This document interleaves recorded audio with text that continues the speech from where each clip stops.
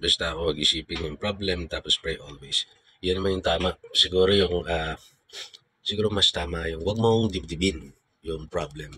Tapos ipanalangin mo na lang sa Diyos. Kasi nakalagay sa Bible naman yun. Lay your worries to God. Diba? Manalangin ng solusyon. Manalangin ng maging grateful pa rin, no? Kahit may problema. Pero may mga tao, syempre, isa na ako doon na minsan, madali kasing sabihin maging relax. Ako minsan nagsishare ako sa inyo o sa ibang tao na ng mga pamamaraan. Pero pag nandiyan na kasi yung problema, minsan may stress ka pa rin talaga, lalo na di mo naman pwedeng takbuhan. Pero to your point, meron din isang matanda na nagsabi sa akin yan, si Tito Boy.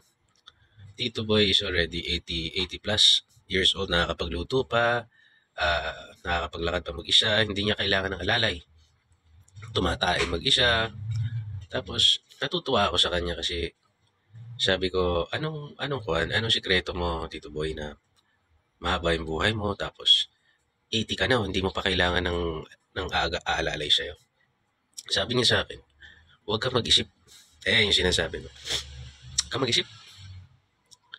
Which is, si Tito Boy kasi, hindi siya nagkaroon ng pamilya, so hindi siya nagkaroon ng responsibilidad na sarili niyang asawa, anak.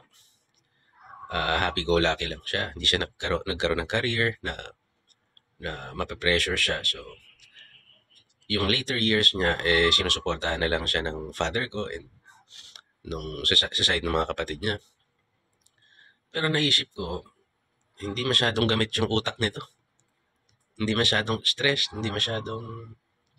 Although hindi rin natin masabi, syempre nung namatay ang parents niya malamang o nakipaghiwalay siya sa karelasyon niya, syempre maraming masasakit na pinagdaanan yung tanda niya na kaya lang, iniisip ko mabuti yung advice niya na huwag kang mag-isip. Kasi yun ang effective sa kanya eh. Yun yung dahilan bakit siya umabot sa ganong edad na malakas pa siya. So, tinatry kong i-incorporate sa buhay ko. Parang mahirap yun, pero itatry ko kasi pag lalaki ka, hindi ka pwedeng tumatakbo sa problema. Haharapin mo yan kagad. Pagka kagaya na lang ng kunwari may away sa labas, involve yung border ko. Pag kukuyogin nila yung mga taputa, wala akong choice, gigit na ako. Bahay ko din eh. Kotse ko mababato. Yung lalaki mas nakapronta sa panganib. Hindi gawain ng lalaki yung nagtatago sa problema eh. Kaharap yung lalaki.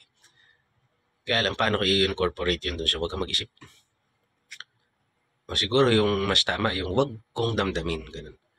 Iisipin mo, pagpaplanuhan mo, pero at the end of the day, panalangin mo na lang.